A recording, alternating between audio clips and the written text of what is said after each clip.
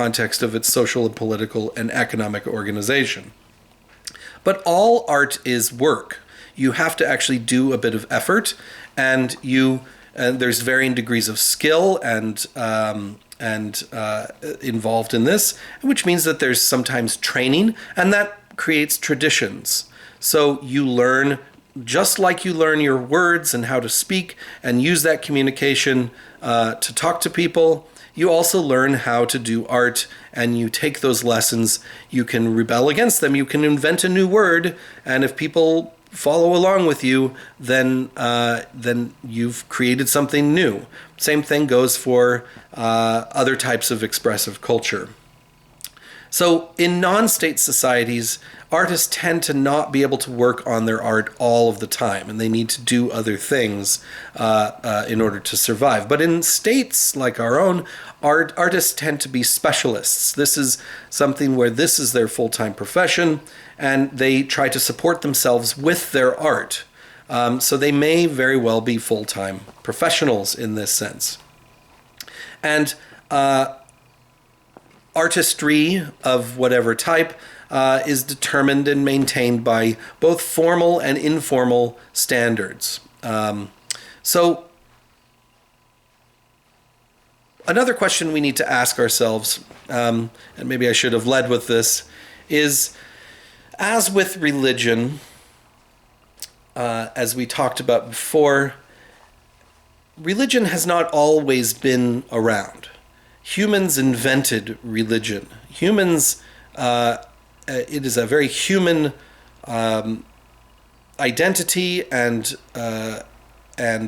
organizational principle to come up with some system for trying to understand the world through the eyes of religious thought. The same thing goes for art. I mentioned before that chimpanzees, raccoons don't do art because there's no intentionality in the expression. We don't see them, other animals, doing abstract representations, just like we don't see them speaking a formal language. And even in humans, in anatomically modern humans, which have been around for about 200,000 years or so, didn't initially create art as far as we know. Neanderthals, Denisovans don't appear to have created complex or abstract art, even though they had some ornamentation. So there's a little bit of aesthetics that they had, but nothing like humans started to do about 100,000 years ago, which was abstract art. And this is patterns and abstract imagery and even figural imagery that was very complex and very accurate as well. So the earliest art, if you want to call it that, is from Blombos Cave in South Africa, dating to about 90,000, 100,000 years ago. It is just a sort of a zigzag interlocking lattice pattern on a piece of red ochre, a very brightly red colored stone. And it's not until about 30,000 years ago, so tens of thousands of years later, that you start to get the very impressive cave paintings in Europe about 30,000 years ago in places like Lascaux and elsewhere that are very good figural representations of animals and occasionally humans. Things like impressions of hands where they blow paint, and what's left is their handprint as a void in the red pigment. This cave art is interesting, but it's a question as to whether we should call it art for art's sake, like we would think of a gallery. And it's a little bit misleading to look at the literature on cave paintings in archaeology. They describe these panels of art as galleries. Actually, go walk into this cave and it's called gallery such and such. But they're not galleries. They're not art galleries. This was not where humans from 30,000 years ago would enter the cave and, yes, I like the contrapposto on this particular figure that you have here. No, it's these served some other kind of a purpose. You have overlapping images, one on top of another. It was probably a process that was taking place. You also have to take into account that these cave paintings were in caves. So it would have been torchlight. It would have been by firelight. The images would have danced and moved around.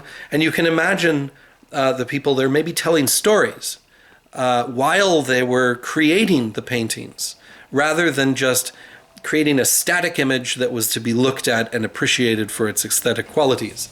Also, some cave paintings are in such deep, dark corners and that you had to be on your back and you're only inches away from viewing it, and probably no one ever looked at it after it was created. So that's some other purpose for this type of cultural expression. It's not art for art's sake that we tend to think of in our own state level system that we've got. Now, art isn't just paintings and two-dimensional or three-dimensional art like that. There's also things like music, which is also the sounds that we create that have an aesthetic quality to them as well.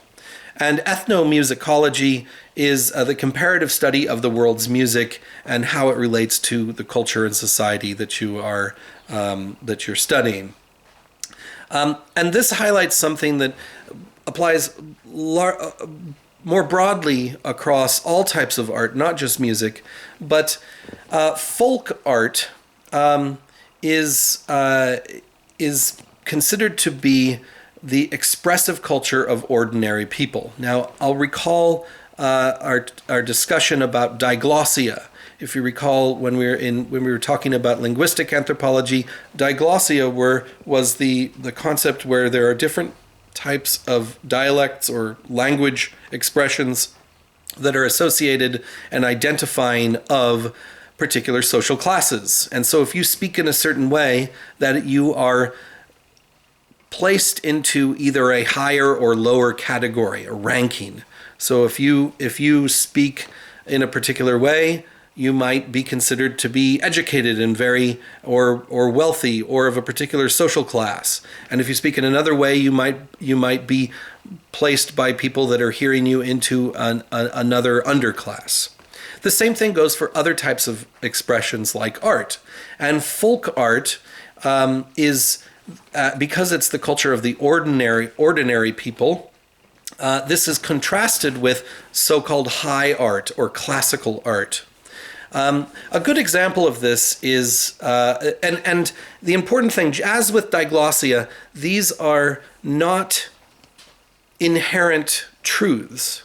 These are things that they are expressed in culture, that people's perceptions, their knowledge of that culture does that automatically. But there is nothing intrinsically bad about one form of expression over another form of expression. They're both cultural. But it is a some cultures tend to place certain things into high categories and low categories. And so folk art, ordinary people's art, tends to be, especially in European traditions, folk art tends to be placed into a lower category. But a good example of this is one of the largest cultural festivals in the world. A place where I lived for many years is in the city of Edinburgh in Scotland.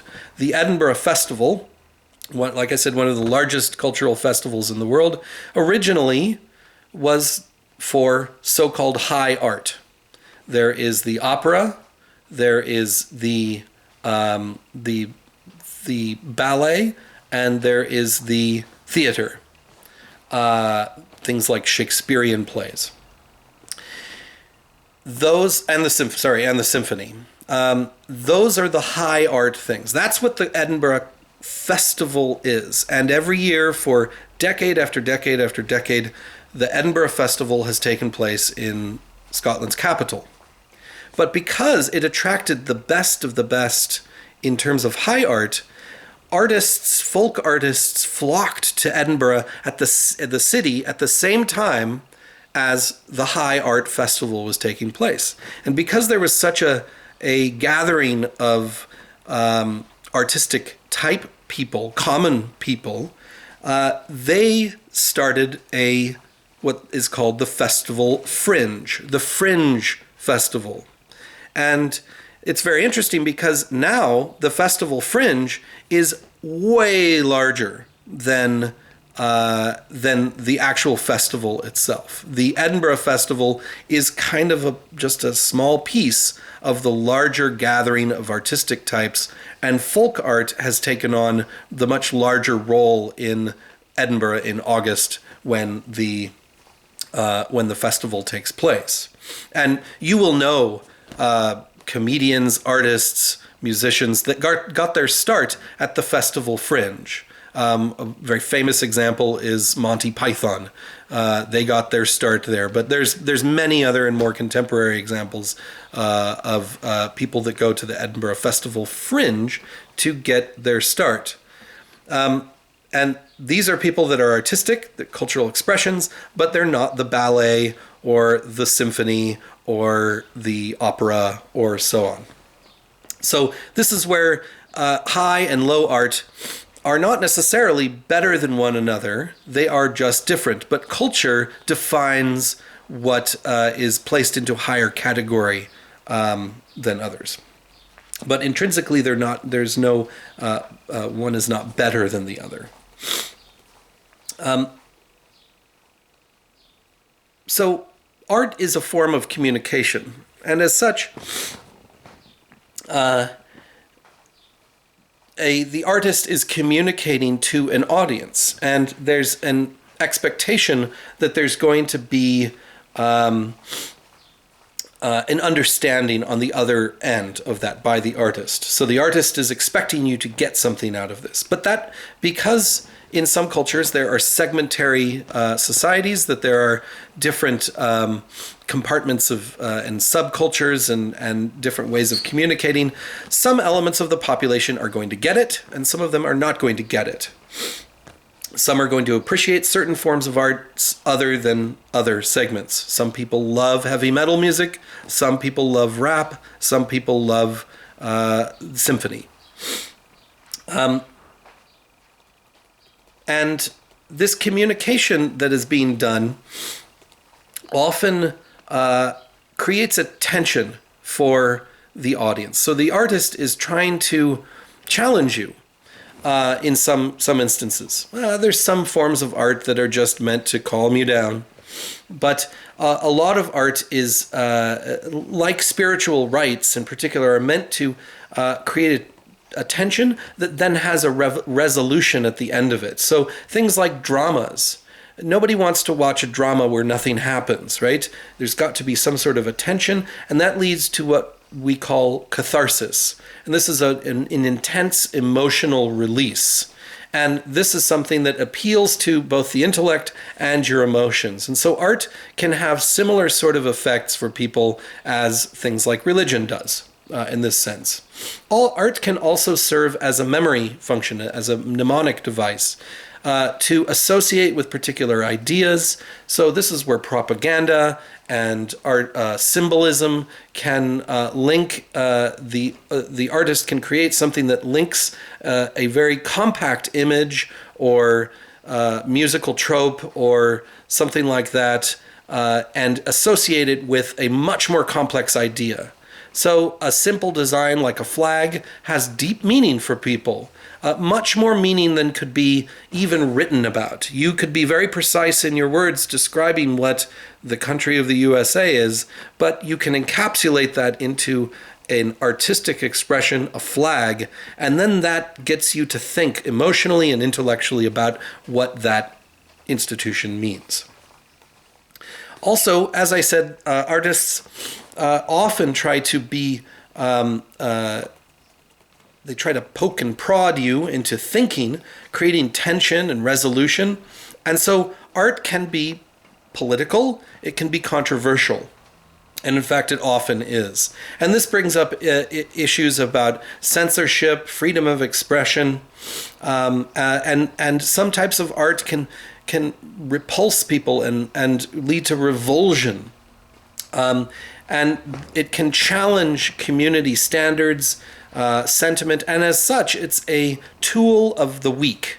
Art, like certain types of language, can be used against culture. So I've mentioned to start this talk, I mentioned that we are participating in culture by pulling ideas in from what we perceive and then creating new ideas and expressing them.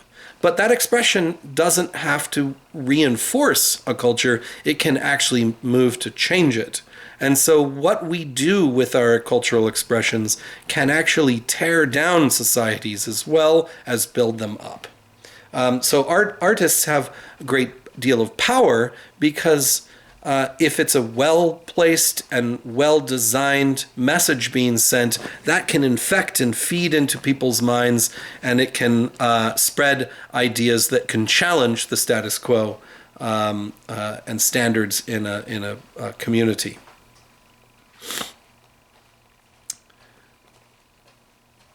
And I should also say that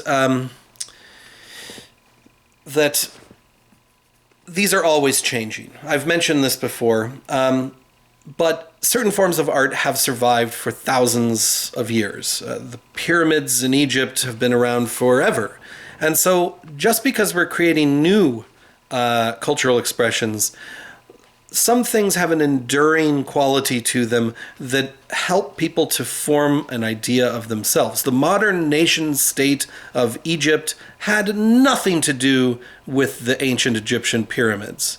They're separated by thousands of years, and the social, political, linguistic, everything about them has changed since that time, but they are still enduring monuments that people see as cultural expressions that they help to formulate their own identity. Every Egyptian I've ever talked to is extremely proud of the pyramids, even though they had nothing to do with their construction at all. Art can also, although it's changing constantly, and the perception and the internalization of those ideas from art is constantly changing. Some types of art can reinforce traditional ideas and pay homage to their predecessors as well. So artists don't have to be the people that tear things down. They can also be the people that perpetuate and build things up. And I've been talking about art, but pop culture in general, and media, sports, television shows, restaurants, these sorts of things, like I said, this is the stuff of culture. These are the things that we use in between our brains, that I've got a brain and you've got a brain. How do we actually create a culture between us? It's through stuff. It's through our expressions. And this provides a framework of common expectations, experiences, behavior between you and me. And they override differences because we understand the symbols and the behavior and these experiences. These override potential differences that people might have in terms of where you come from, your social class, your religious affiliation, political sentiment, gender, ethnic groups, these sorts of things. So media creates identities across certain boundaries as well. And media is sort of the less artistic aspect of this cultural expression that we're talking about. So media the media, if you want to use that word, we can start with text, for instance, things that are written down. But this is anything that can be read. That is to say, processed, interpreted, and assigned some meaning.